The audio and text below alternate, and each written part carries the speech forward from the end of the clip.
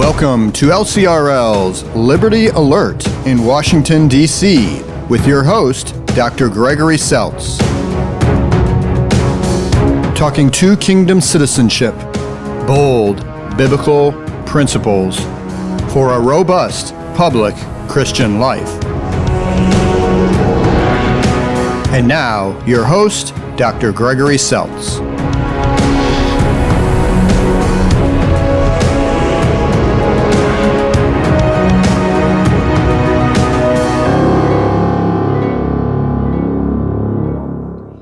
Hello, I'm Dr. Gregory Seltz, and this is our Lutheran Center for Religious Liberty's Liberty Alert. It is Wednesday, June 30th, and we here in D.C. are getting ready for one of the most incredible holidays in our country, July 4th. But one of the problems today is I don't know that people know what to celebrate anymore, and that's a real challenge. And today we want to talk about one thing that's very, very, very important, and that is that religious liberty, which is a First Amendment guaranteed right and responsibility, it's actually in some ways being demoted intentionally from litigation point of view, philosophically, but our founding fathers really believed that that was the first freedom. It was the freedom that undergirded all other freedoms. And if you go back to the Declaration of Independence, that's kind of the key to it when they say you have these liberties, they're from God, and the government's supposed to undergird that. Well, I know that there's a lot of folks who are turning that kind of discussion upside down. And so to talk about that today, we have two special guests.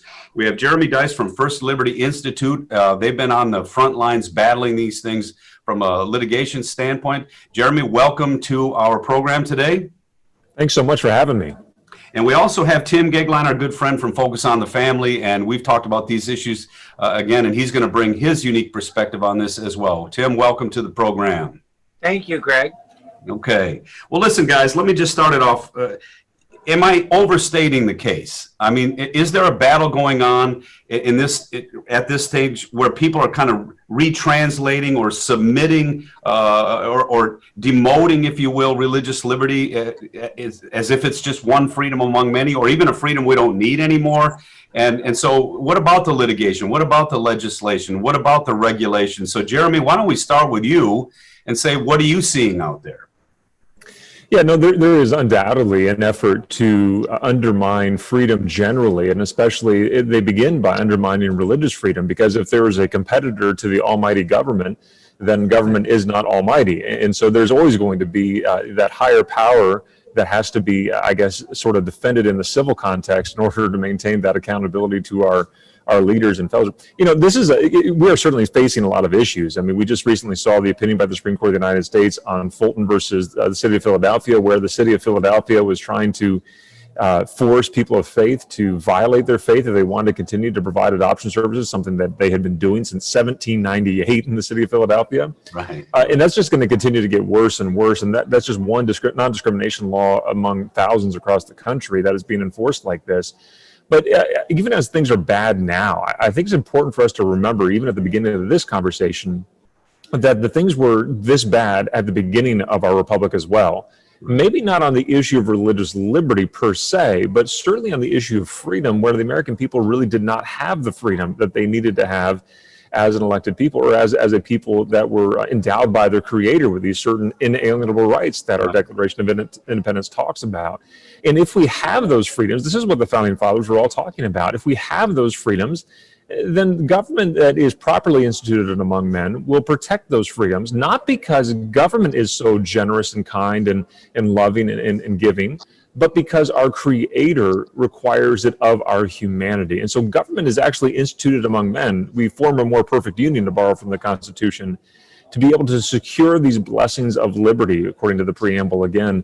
And those blessings of liberty ensure that we have the freedoms that are given to us at our creation. What is chief among those? Well, it's the freedom to honor our responsibilities to the divine himself. And if we are having that responsibility to participate as moral creatures, then government is right and proper to protect those freedoms. And that's where we find ourselves in conflict in so many areas of our life today, which I'm sure we'll talk about more. Well, and Tim, you know, we were just talking about Fulton, and it seems like the Supreme Court is nibbling around the edges, you know, instead of actually, again, undergirding our First Amendment protections. Why do you think this is going on? What's happening there?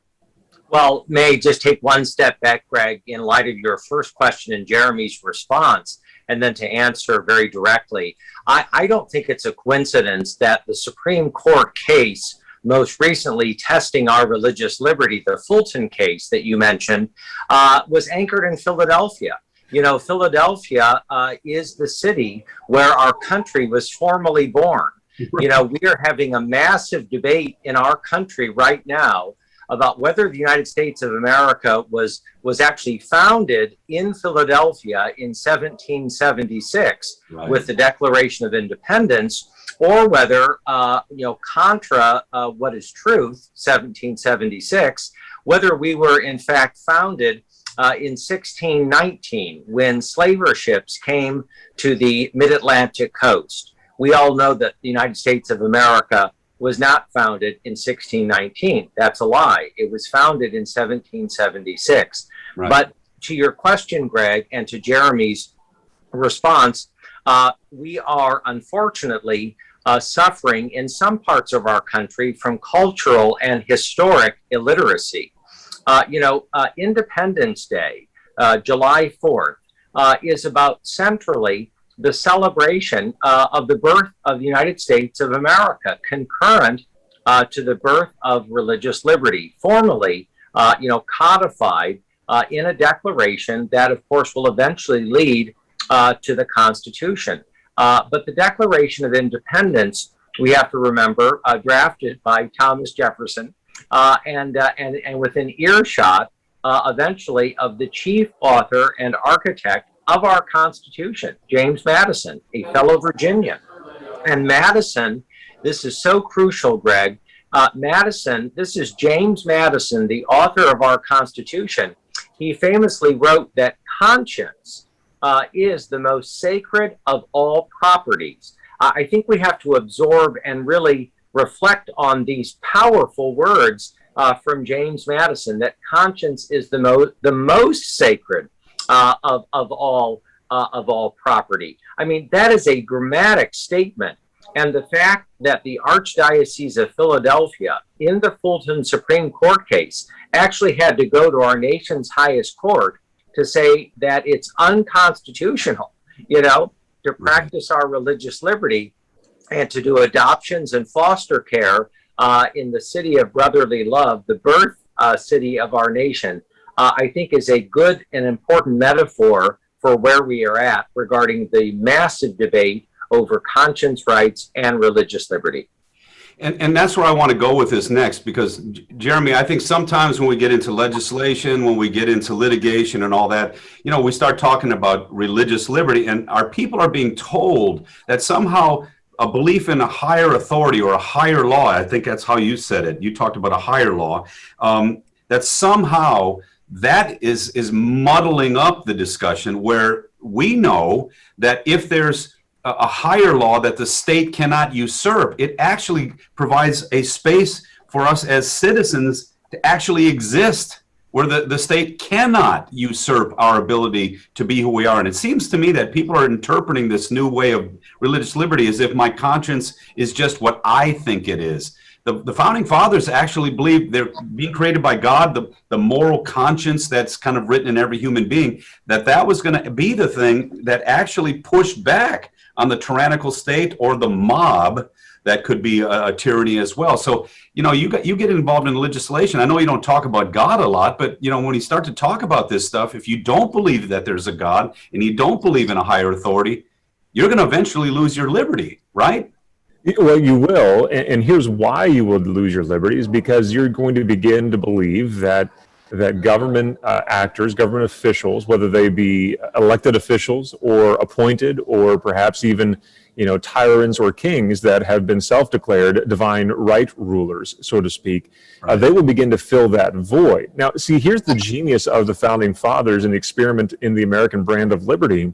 They understood two things. They understood the need for virtue, but they also understood the deception of the heart of man. And what I mean by the latter is that they understood that the heart of man is ruled by a fall, by sin, and that it is easily corrupted. And so to place too much power and authority in one person, or even in an oligarchic sense of many people, to have them have that absolute power vested in them would tend towards tyranny. And that's exactly what the lesson of history has taught us. When we ascribe too much power to one governing source, tyranny results, whether that's through a dictatorship or a divine right of kings, or even in more, oligarchies and things to that effect. Even in pure democracies, we've seen that to be the case as well, where we begin to rule by mob rule instead of by consent of the governed. Right. But they also understood, so that's the negative side of things here, right? That if we don't understand the heart of man, if we think that people are all basically good, then we're going to be deceived. If we believe that man has some problems in terms of power proclivities, then we will disperse that power. And that's exactly what the founding fathers did. They said, no, we're not going to put this into one elected official or even one king. We're going to spread this amongst three separate but equal branches of government. Each one will hold and check the other accountable to the Constitution as written. So that's the one side. But then equally important to that is the concept of virtue. And the founders were big on this idea of virtue. And virtue can only be obtained really in the sacred sense, right? There's an enlightenment ideal, I suppose, when it comes to virtue, that we can be good people and think well enough to be good people. But truly, virtue only comes from a moral sense that is taught by the church itself. And so there was no disconnect between the founding fathers here when it comes to church and state. They understood that both have their proper role and authority, and both actually have to work together to be able to create a good and fair and just society. And that's exactly why they put in the First Amendment, the words that they did, that Congress shall make no law considering the free exercise of religion or the establishment thereof. They wanted the people free to be virtuous people, to hold, again, one more check against the heart of man that would deceive others into absolute power. That's a great point. And I talk about this a lot. First of all, for those of you listening in, if someone says separation of church and state, we use the word differentiation. That's actually a Christian worldview. Okay, that God is at work through the state in its limited role, and God is at work through his church, talking about the kind of freedom only he can provide. That differentiation and holding both in esteem is a Christian worldview, so you can actually challenge your secular friends to really actually understand what we're talking about, because everyone else either subjects the state to the church or subjects the church to the state. We actually have two co-equal powers among us. And I love what you were talking about with the Enlightenment, because I always ask people all the time, what makes America unique? And yes, we talk about the dignity of man, and that's in our Constitution, our Declaration, but they also talk about the depravity of man. And I'm telling you, no Enlightenment thinker thought that way. No Enlightenment person was going to give into that biblical understanding of rebellion that's in the heart of man, and that's why they limited government. So again, I think people need to understand we've got a beautiful voice in this whole mix of public morality and public virtue, because we actually have a voice that actually empowers people and actually protects people's rights. Tim, so if that's the case and we have this positive voice and we have a voice that undergirds all these liberties, what's going on with the litigation? What's going on with the legislation? And where is some of this stuff going in the courts? Well, it's very interesting. There are two phrases, Greg and Jeremy, that are always used interchangeably. You will hear someone talk about a democracy, and you'll hear people talk about a republic. And, they are fundamentally different. Our founding fathers were very clear that they were not founding a democracy. And in fact, our founding fathers differed on the largest possible issues it was possible to disagree about. Should we have a standing, army, or should every state have its own militia? Should we have a federal constitution, or should we have an Articles of Confederation? They differed about the money supply. Should every colony have its own coinage, or should we have a national currency and treasury? These are very, very big issues that emanate from the Declaration of Independence and the debate in Philadelphia, that flow all the way to the Constitutional Convention. What they did not disagree about, not one of our framers and not one of our founding fathers, and in that era, our founding mothers as well, none of them disagreed that you could maintain liberty and freedom over time without virtue. In fact, they believed that the other side of liberty and freedom is virtue. Right. They said that democracy, by and large, would historically devolve into something that was not pleasant. And they were very outspoken about that. But in a constitutional republic, they wanted to give a very wide swath for civil society, the role of the church, the role of the synagogue, the role of private community. They believe very strongly in subsidiarity, which is to say that local power is the best way, to essentially run a constitutional republic. But it's all centered around virtue.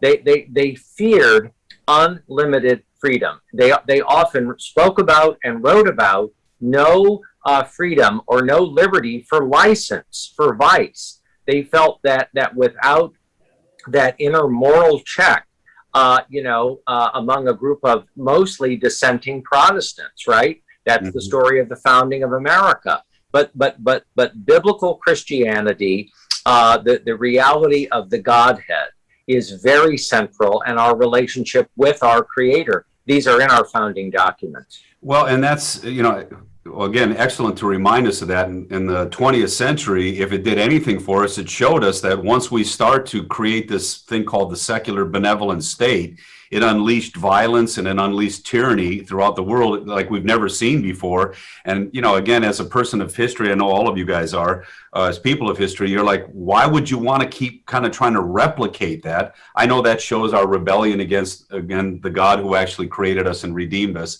and orders us still, by the way. But, Jeremy, one of the things that I'm most proud of what you guys have done is, the Bladensburg Cross was one of my favorite rulings. And I remember when it came down, I was at a big convention and I kind of went, yay, I cheered because, at least we were starting to push back on the Lemon Law. And we were pushing back on some of this stuff.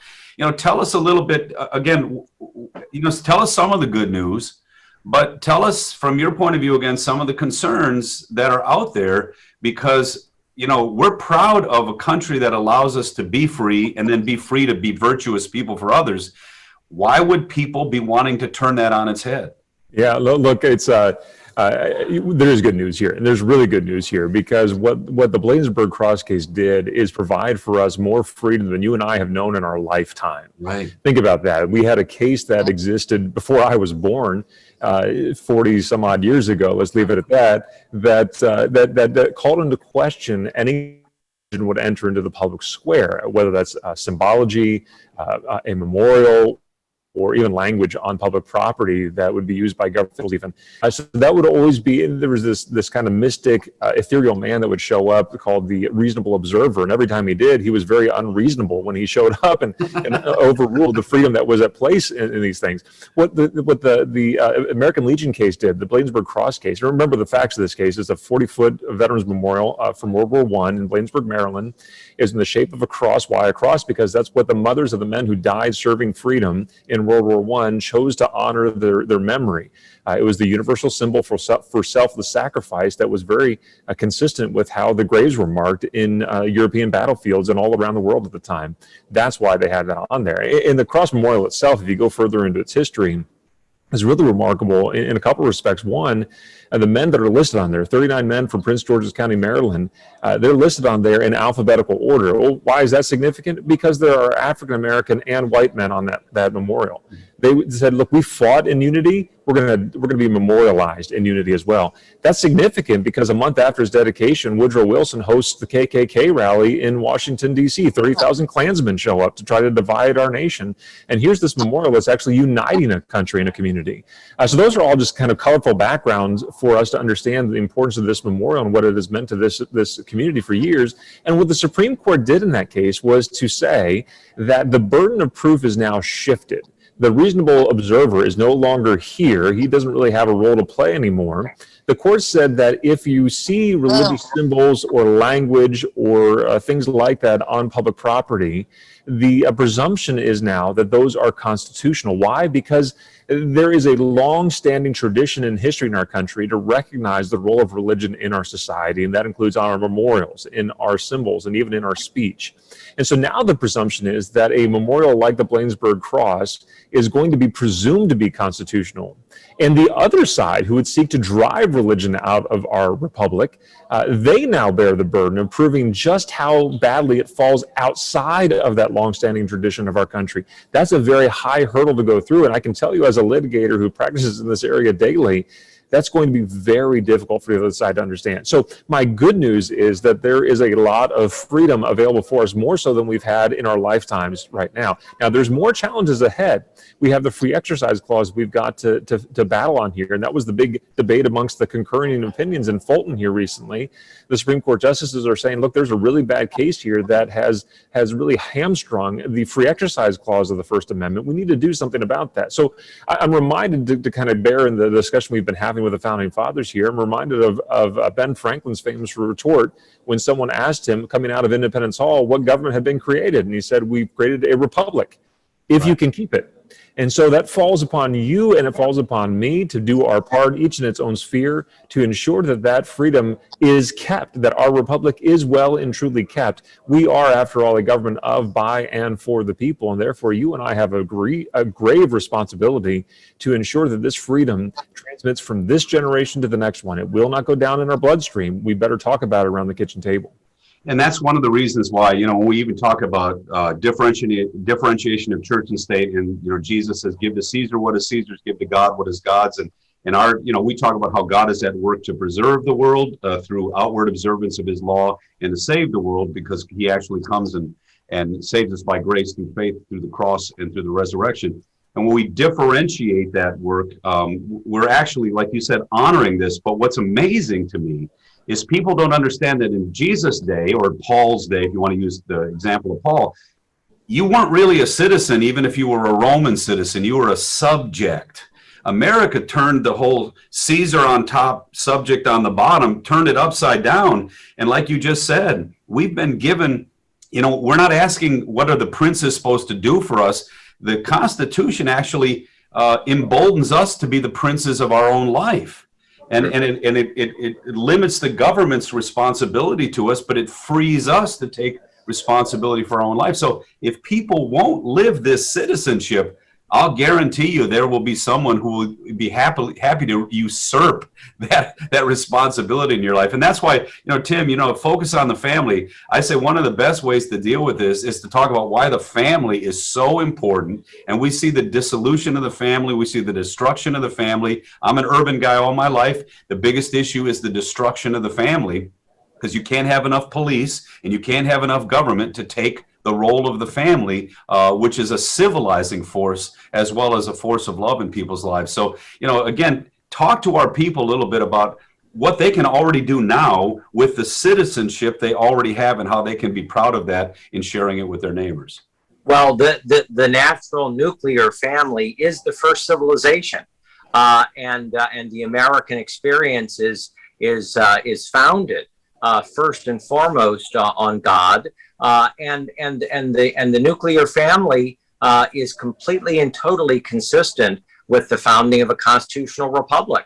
If you want to look for strength, if you want to look for continuity, if you want to look for order, these are all of the virtues that our founding fathers and mothers placed on the long-lasting stability of our country. First and foremost, we have to ask, how is the family doing? Show me a country with strong and lasting families, and I'll show you a strong and lasting country. Show me a country with broken and fractured families, and you might just find a country that is broken and fractured. Right. I was reading just this morning, guys, that 80% of all of the school children in Los Angeles are technically in poverty. This is a shocking statistic. We are in an era, of a dearth of fathers. I would argue that one of the number one issues in our country, which flows from moral relativism and nihilism, is the idea of fatherlessness. Every young person deserves a father and a mother. Our dear friend Ryan Anderson says, be wary of talking about parenting. Talk about mothers and fathers, because mothers and fathers are complementary. They both bring something unique to a little person's life. And fathers and mothers have the incredible blessing of doing extremely great things for the foundation of their little people, and they have the wariness of being very destructive. And so, concurrent to the idea of liberty and freedom and the greatness of any nation, ultimately is, how are your families doing? And so at Focus on the Family, we focus like a laser beam on marriages, family, parenting, human life, religious liberty, but it's always ultimately, emanating from the beautiful reality of our relationship with our Lord and Savior, Jesus Christ. Well, Jeremy, again, just summing up some of the challenges, the opportunities, from your perspective, talk to our people and say, here's where things are good, here's where the challenges still are, and here's what you can do about that, or here's how you can receive this information. What do you think? Yeah, well, for all things, you can certainly go, when you want to learn more about religious liberty, I'd encourage you to go to firstliberty.org. And that's not just because I work for them. It's because there's a lot of great information there that you may not have stopped to think through. And so go to firstliberty.org, read through some of the cases and the challenges that are out there. Knowing what the problem is and the problems that are going on may help you understand how to approach the problem in your little neck of the woods, which is very important. And so the conflicts that we're seeing around the country, I mean, we're going to continue to see conflicts when it comes to the kind of the sexual revolution that is out there, and how you approach that within the public square. I mean, Fulton County is a great example. I'm sorry, Fulton Fulton versus the city of Philadelphia. I'm sorry, I can get that out eventually. It's a great indication, right? Right. Justice Alito writes in his concurrence that opinion is written on the dissolving paper that you buy in a magic shop. In other words, the city is going to wise up to the little loophole that the majority found. And I don't want to discount it. This was a 9-0 ruling, and it's good for religious liberty, especially in that case. It's remarkable that 9 justices agree on anything these days, and so I'm glad that they did on this issue. But it is going to have, I think, limited effect. And what's going to have to figure out, we're going to have to figure out later on, is exactly how much freedom we have within our free exercise anymore. And so I think we're going to continue to see that, whether or not you are a cake baker, a florist, or someone who just approaches in the public square. I have a client, for instance, who is a chaplain in the United States Army, and he posted something on Facebook about gender and his religious beliefs. Again, this is a chaplain, so he's a religious fellow and noted as a pastor of sorts within the military. And he's rung up on charges that may actually end his career in the United States military. That should never be the case. We don't sacrifice our religious freedom when we go through basic training. We retain those, and especially our chaplains who are there to counsel our soldiers, servicemen, airmen, sailors, and Marines. These are why we have them in our military. So we're going to continue to see that rub, but don't run from that, right? Maybe you're just going to be a valedictorian in your high school, or given the opportunity to speak in front of your peers, either in class or at a speech that you've earned the opportunity to give. We ought not be afraid to mention our faith. We still reserve our freedoms on these things.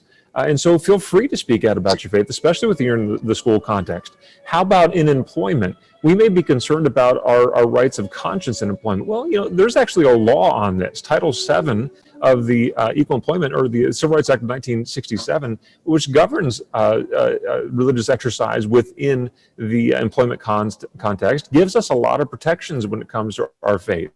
And so you really can't be compelled to violate your conscience even as an employee, nor can your employer fire you because of your religious beliefs and opinions. And so knowing that information, which again, you can find that kind of stuff at firstliberty.org, that should give you more courage to be able to go into the workplace each day when you're confronted with these myriad training exercises on diversity and equity and these sorts of things.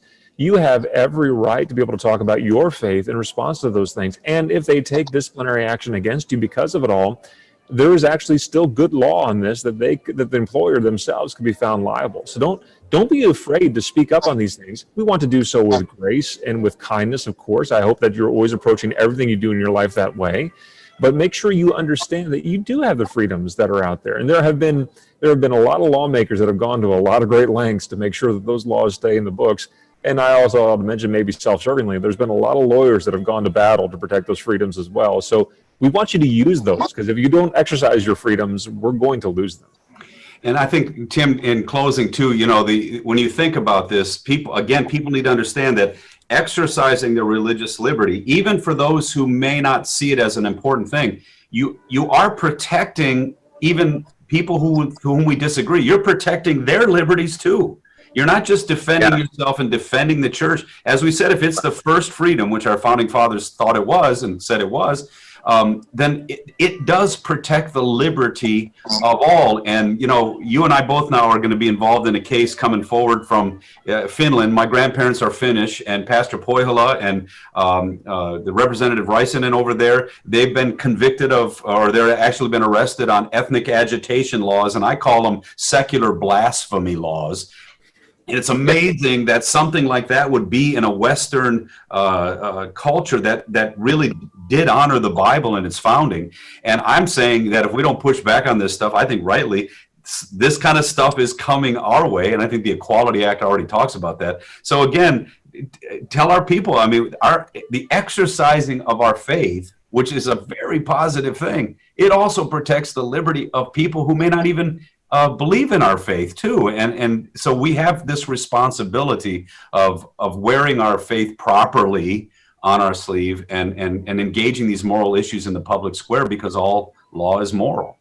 I couldn't agree more. And a very great observer, Greg and Jeremy, once said that there is nothing greater than a great idea whose time has come. And I think liberty and freedom, but above all, religious liberty, is a great idea whose time has come. It's not a coincidence. It's not just sort of out of the blue that our religious liberty and rights of conscience are now under direct and indirect assault.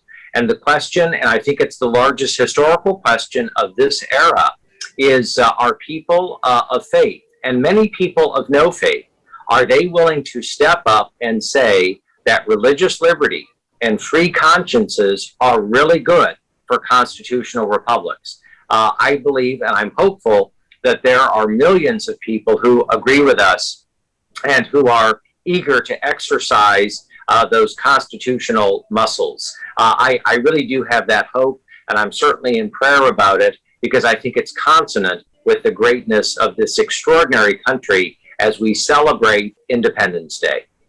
Well, guys, thank you so much for joining me today. Jeremy, thank you for your work at First Liberty. It's been a pleasure getting to know you a little bit through this podcast. We'll do it again, I hope. So thank you for being here. Absolutely. Thanks so much. I love partnering with you, and I hope we can do this again soon. We will do that. And Tim, as always, thank you for your work. And also, I know you're a good friend of our LCRL. So again, thanks for the conversation. And I love how you said, did you say something like roll up your sleeves? Well, I don't have them to wear, I took my jacket off today because it was too hot for the lights that out where I'm at. So we will roll up our sleeves and show our muscles a little bit because muscles. So thank you, Tim, for being here. Great. You have good cheer, and thank you. All right, folks, celebrating the 4th, you're celebrating the first freedoms that you have, especially as Christians, because it undergirds all the others. I think it relativizes the state and puts it in its proper place. And that higher law binds us to people, which is a beautiful thing. And it also protects us. So what a pleasure it is that we have a country that still knows how to honor that. So honor that with your friends, honor that with your family. And so again, until we see each other again, until we see Christ face to face, speak the truth in love, be harmless, be wise as serpents and harmless as doves. And until we see each other next time, happy 4th. God bless you. I'm Gregory Seltz. We'll see you next time. Have a great day.